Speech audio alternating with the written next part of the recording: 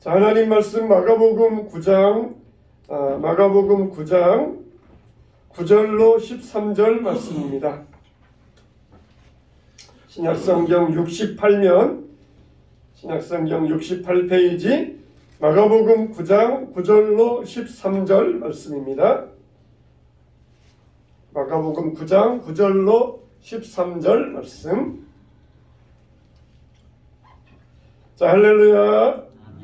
우리 한 목소리로 자, 다같이 시작. 그들이 산에서 내려올 때에 예수께서 경고하시되 인자가 죽은 자 가운데서 살아날 때까지는 본 것을 아무에게도 이르지 말라 하시니, 그들이 이 말씀을 마음에 두며 서로 문의하되 죽은 자 가운데서 살아나는 것이 무엇일까 하고, 이에 예수께 묻자와 이르되 어찌하여 서기관들이 엘리야가 먼저 와야 하리라 하나이까? 이르시되 엘리야가 과연 먼저 와서 모든 것을 회복하거니와 어찌 인자에 대하여 기록하기를 많은 고난을 받고 멸시를 당하리라 하였느냐? 그러나 내가 너희에게 이르노니 엘리야가 왔으되 기록된 바와 같이 사람들이 함부로 대우하였느니라 하시니라. 아멘. 따라서 합시다. 말씀의 종교, 체험의 종교. 이건 무슨 말씀이냐면은, 우리 신앙은 이성주의 신앙이 있고 감성주의 신앙이 있어요. 그래서 이성주의 신앙은 항상 이성을 먼저 앞세웁니다. 감성주의 신앙은 감성을 앞세워요. 또 이성주의 신앙은 말씀을 앞세우고 감성주의 신앙은 은사와 체험을 앞세워요. 근데 이 둘이 모순되거나 다른 것이 아니에요.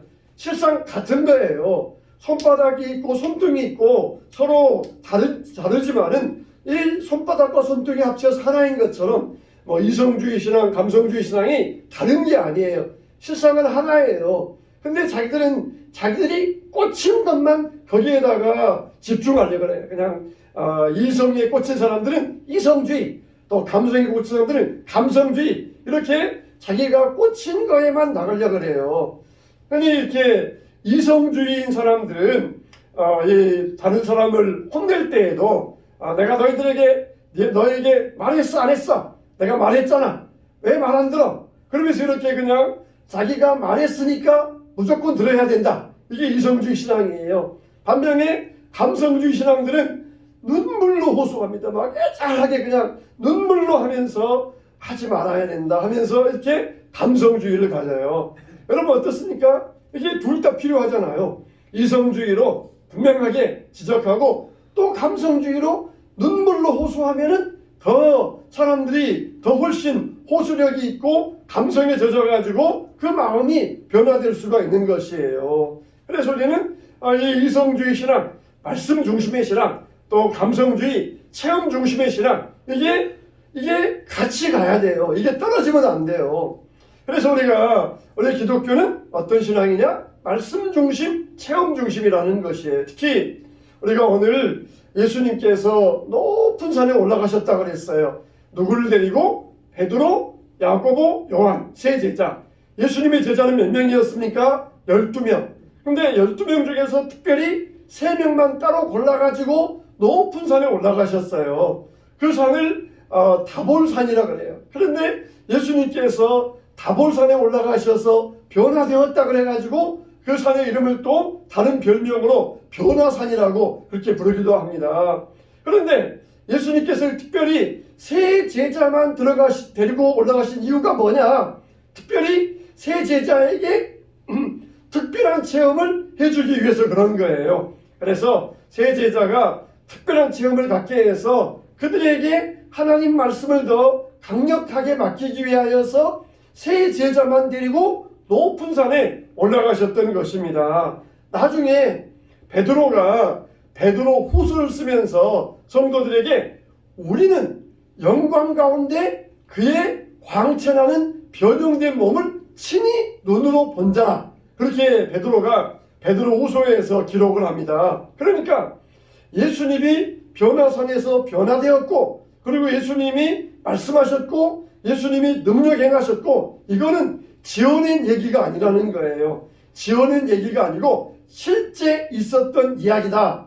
그걸 말해주기 위해서 이거는 내가 친히 눈으로 본받아 예수님과 함께 높은 산에 올라가셔가지고 몸에 광채가 나고 그 옷이 휘어졌는데 빨래하는 자가 더 이상 희게 할 수 없을 정도로 그 옷이 휘어져서 영광 중에 계신 예수님을 우리가 눈으로 친히 보았다. 그렇게 고백하고 있습니다. 여러분, 이와 같이 기독교는 체험의 종교예요. 예수님께서 제자들이 처음에 예수님을 찾아왔을 때에 예수님 어디 계십니까? 그럴 때 나는 약도 그려주면서 여기 있어 찾아와 그렇게 말씀하지 아니하시고 직접 데려가셔서 보여주시면서 계신 곳을 보여주면서 체험하셨어요. 우리가 그냥 약도 그려주면서 이렇게 하면 돼. 그게 아니라 예수님은 직접 데리고 가셔서 체험시켜 주셨던 것이에요. 우리가 전도할 때도 마찬가지잖아요. 베드로가 이 야고보에 의하여서 전도받을 때에 성경에 약속하신 분을 내가 만났다. 그런 분이 어디 있냐? 그럴 때 와봐라. 같이 가서 만나보자. 그러면서 전도했던 것이에요. 우리가 전도할 때에도 그렇게 해야 됩니다. 아무리 설명해줘도 못 알아들어요. 그러면 가보자. 교회 가보자. 하나님 말씀 들어보자. 가보자. 와보라. 그러면서 그 사람에게 체험적인 믿음을 줄 수 있어야 돼요. 봐라. 나도 이렇게 체험했고 나도 이렇게 변화되었다. 너도 얼마든지 그렇게 될 수 있다. 그러면서 체험적인 신앙을 분명히 가르쳐 주어야 돼. 그러니까 맨날 이성주의만 되면은 말씀으로 치울 수 있고 감성주의만 되면은 신비주의로 치우칠 수가 있어요. 기독교는 신비한 종교에 신비한 종교. 우리 머리로 다 포용할 수 없는 신비한 것이 기독교에 있어요. 뿐만 아니라 기독교는 굉장히 논리적이에요. 굉장히 이론적이고 굉장히 조직적인 게 기독교예요. 그래서 그냥 한쪽에 치우쳐가지고 말씀, 이성, 체험, 감성 이것만 우리가 이 한쪽에만 치우치면 안 되고 이것을 공히 잘 균형을 맞춰가지고 할 때 우리가 신앙생활이 온전하게 될 줄로 믿으시기 바랍니다.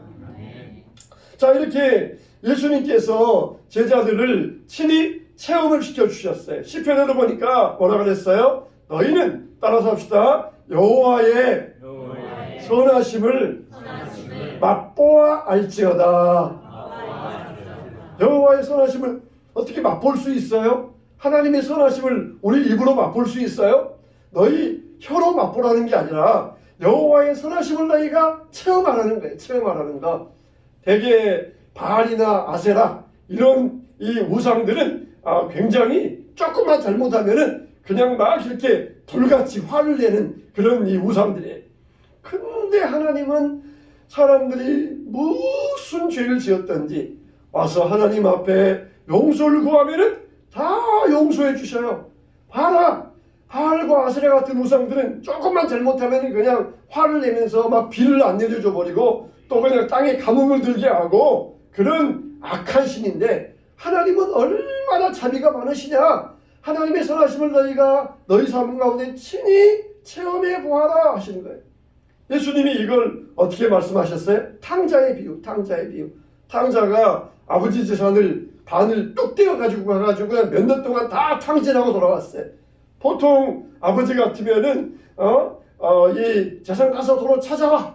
한 푼도 빼먹지 말고 안 찾아오면 내가 너를 다 용서하지 않을 거야.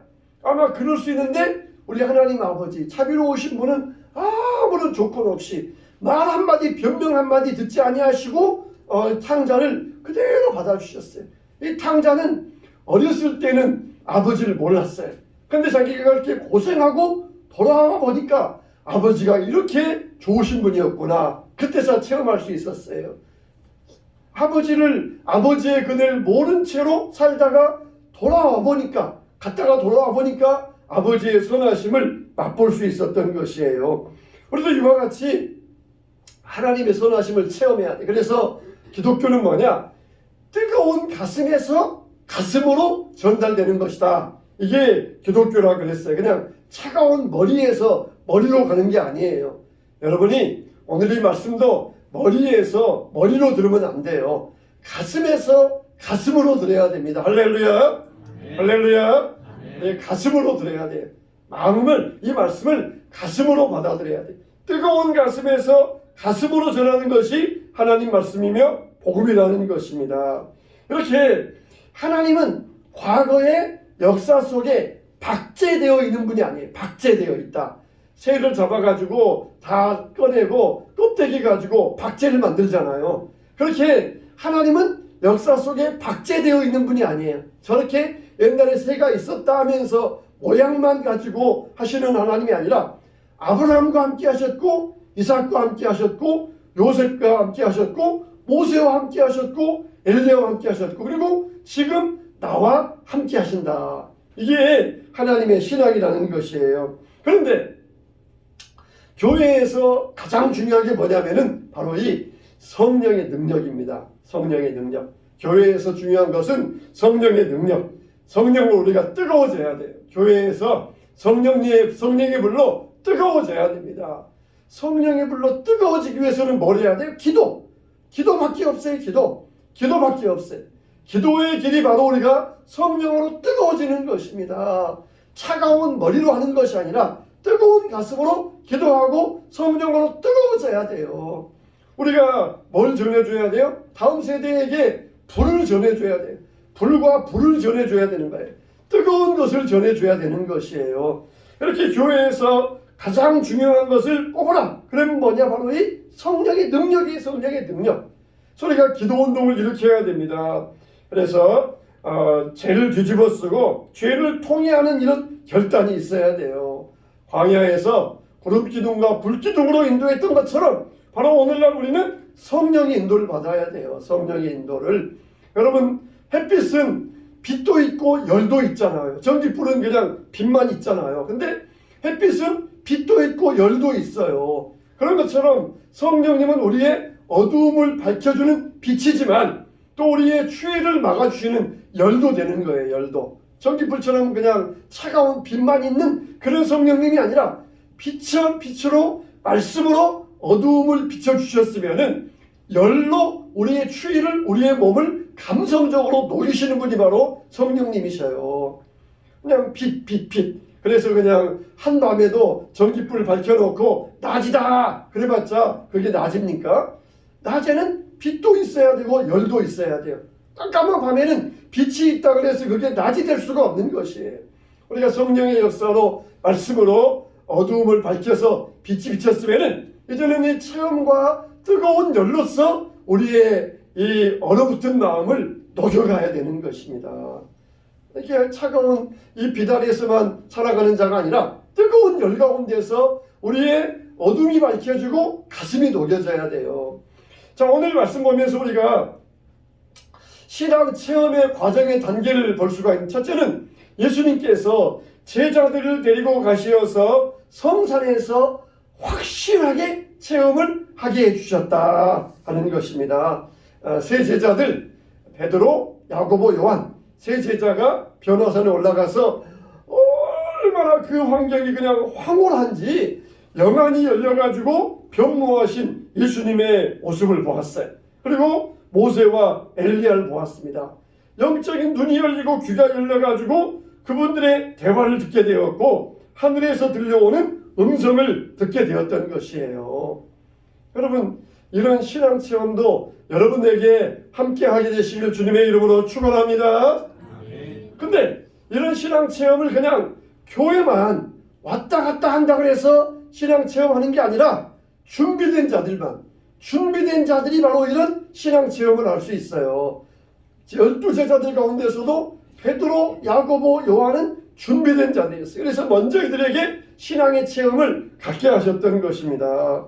언제나 체험은 교회를 왔다 갔다 하는 그런 신앙이 아니라 정말 준비된 자에게 이런 체험이 이루어진다는 것이. 우리는 세상 욕심을 버리고 사모하는 마음을 가지고 주님 앞에 나와야 돼요. 그럴 때 하늘문이 열리고 우리의 마음문이 열려지게 되는. 그래서 성산에서 제자들이 확실한 신앙 체험을 하였던 것처럼 우리들도 예수님을 만나고 은혜 받는 확실한 체험을 하게 되시기를 축원합니다. 두 번째, 예수님은 종종 산에 올라가셨어요. 예수님이 산에 올라가신 이유는 뭡니까? 기도하기 위해서. 기도하는 중에 하늘문이 열리고 기도하는 중에 변모되시고, 예수님이 산에 올라가신 이유는 기도하기 위해서. 산에 올라가셔서 뭘 기도하셨어요? 내 뜻대로 마옵시고 아버지의 뜻대로 되기를 원하나이다. 이게 예수님이 하셨던 기도예요. 그러니까 기도는 하나님을 바꾸려고 하는 것이 아니라 나를 바꾸는 게 기도라는 거예요. 예수님이 종종 한디 산에 올라가셔서 하나님을 체험하시면서 하나님의 뜻을 받으셨고, 그러면서 하나님을 닮아가셨던 것입니다. 우리들도 이런 체험을 하기 위해서는 없어요. 기도밖에 없어요. 기도밖에 없어요. 기도하는 방법. 머리만 차가워지면 안 돼요. 가슴이 뜨거워져야 돼요. 그게 뭡니까? 바로 기도하는 방법. 기도의 힘밖에 없어요. 기도의 힘. 예수님도 그렇게 많은 능력을 행하시고 말씀을 전하셨지만, 그러나 또 기도하러 올라가셨어요. 회중들, 군중들을 향하여서는 말씀을 전하시고, 제자들을 데리고는 따로 체험을 갖게 하시고, 야이로의 딸을 살리러 갈 때에도 새 제자를 데리고 가시면서 체험을 하게 하셨고, 그런 체험을 하시면서 기도 가운데 하나님과 만나는, 그러니 기도의 역사. 이게 바로 우리가 우리 마음이 뜨거워지고 하나님을 체험하게 되는 길이 되는 것이에요. 저와 여러분들도 이 기도를 통하여서 확실한 믿음의 체험을 이루어 가시기를 축원합니다. 그 다음에 세 번째는 뭐냐? 따라서 합시다. 중심은 예수 그리스도이시다. 항상 모든 신앙의 중심, 말씀의 중심, 체험의 중심, 이건 누구셔야 돼요? 예수 그리스도. 예수 그리스도. 다 떠나가고 나니까 오직 뭐라 그랬어요? 예수님밖에 안 보이더라 그랬어요. 예수님밖에. 예수님께서 변화되시면서 모세가 나타났고 엘리야가 나타났고 세 분이서 대화하는데 예수님이 십자가 지실 것을 이야기하고 있어요. 모세는 율법의 대표입니다. 그리고 엘리야는 예언자, 선지자의 대표예요. 그런데 율법도 사라지고 예언도 사라지고 예수님만, 복음만 남았다는 것입니다. 율법과 예언은 다 복음을 뒷받침하기 위하여 있었던 것이에요. 그래서 율법의 대표자도 사라지고 복음도 예언도 사라졌지만 예수님, 복음밖에 남지 않았던 것이에요. 교회에서도 예수님 중심, 복음 중심이 돼야 돼요. 율법 가지고 판단하거나 미래 어쩌다 저쩌다 예언 가지고 사람들 현혹하면서 사람들의 마음을 뒤집어 놓는 것이 아니라 복음이에요. 복음. 예수님 중심의 복음. 모든 성경의 중심은 복음이에요. 복음. 율법의 중심도 복음이고 예언의 중심도 복음이었던 것이에요.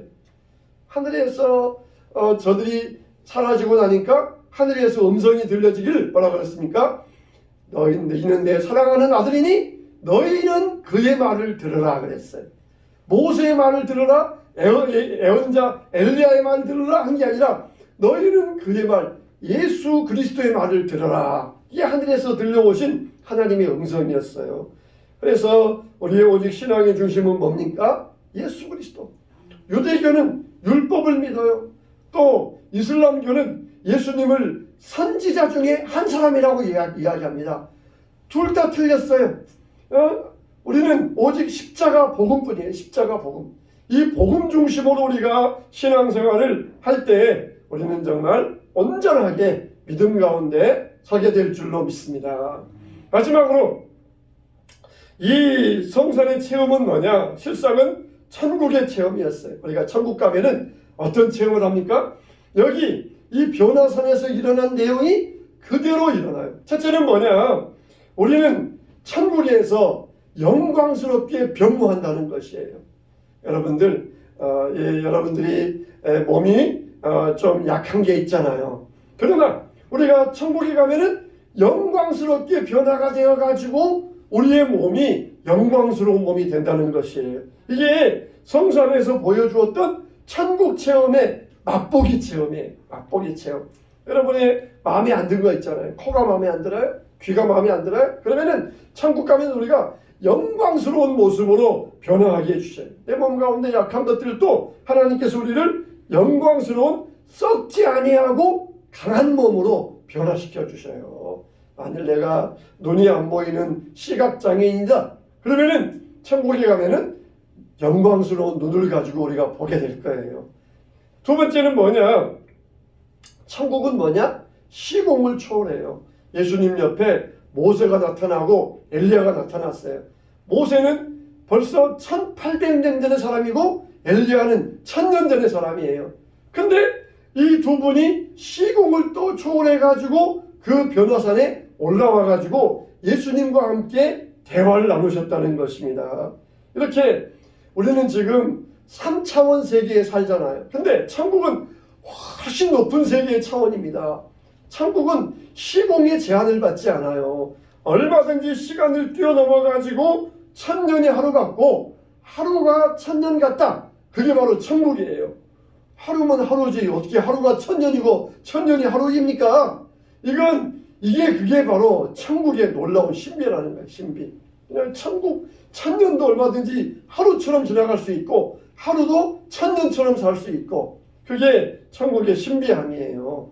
천국은 시공을 뛰어넘는 그런 신비한 세계예요.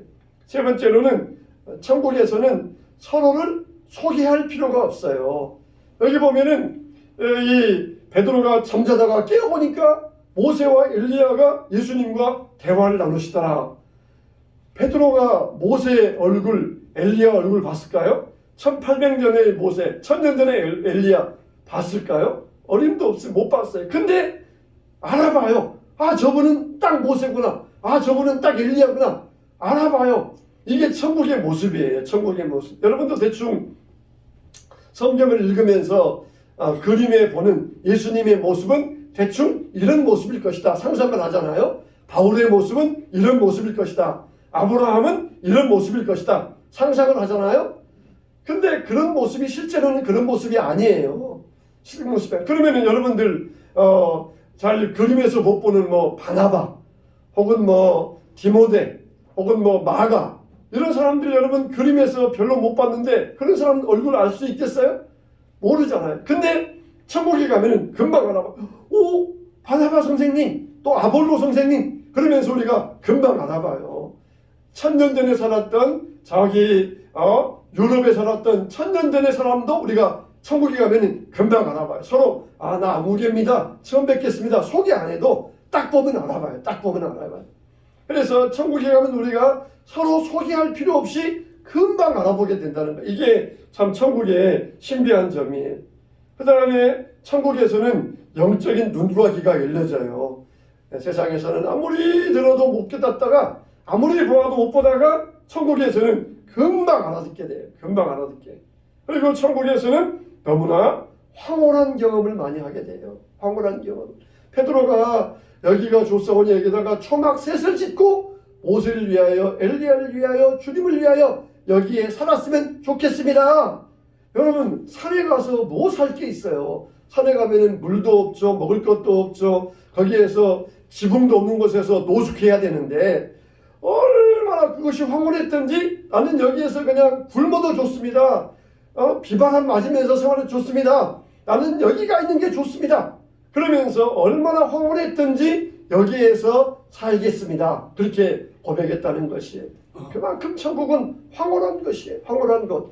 죽었다가 살아온 사람들 이야기를 들어보면은 그냥 안 가려고 천사가 와서 너는 아직 때가 안 됐으니까 다시 세상에 돌아가라. 그러면은 안 가려고 이렇게 때를 쓰다가 딱 깨어난대요. 잠에서 자다가 깨어나는 것처럼 딱 깨어난대요. 그러면은 깨어나면은 기분이 어떠냐면은 너무너무 서운하대요. 너무너무 그냥 여기에 부모도 있고 처자식도 있고 다 있지만은 천국이 너무 좋으니까 그것보다 이게 너무 좋으니까 딱 천사가 너는 때가 안 됐으니까 다시 돌아가라. 내가 부르면 다시 와라. 그러면은 깨어나면은 너무너무 서운할 정도로 이렇게 천국이 황홀한 것이라는 거예요.